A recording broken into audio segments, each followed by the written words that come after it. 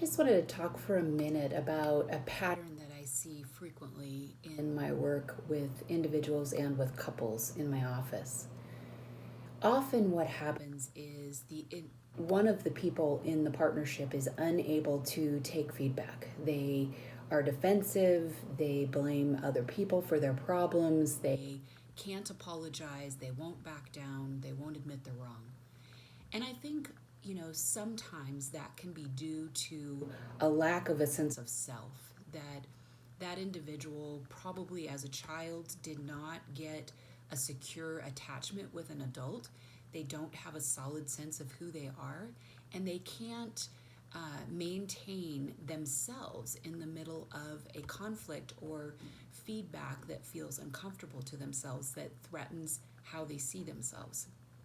They become very much, their self esteem becomes very much about what they do or what other people think or see from the outside, rather than a sense of this is who I am.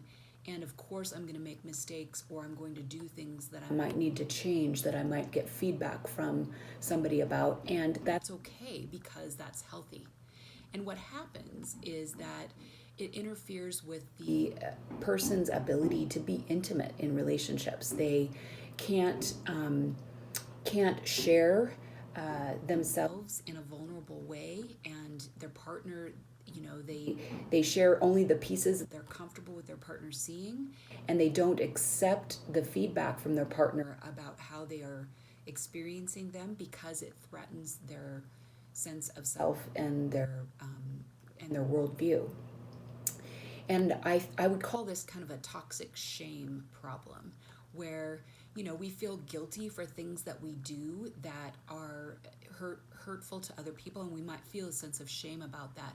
And that's okay to have a little bit of it. But what happens with too much shame or toxic shame is that it becomes a character flaw or a defect, that that it's not that we had this problem that we have fixed, or that we need to change some behavior. It's that we are now a bad person because we have this thing we do. And again, it just shows up in my office repeatedly. If you are in a relationship where you cannot give feedback, or you cannot, your partner is unable to be vulnerable and repair and take responsibility for things, or maybe that's you and not your partner, I think you need to look hard at this, because this is not something that's likely to change without that person being willing to do some really hard self examination, probably with a therapist. So, anyway, just a few thoughts to share.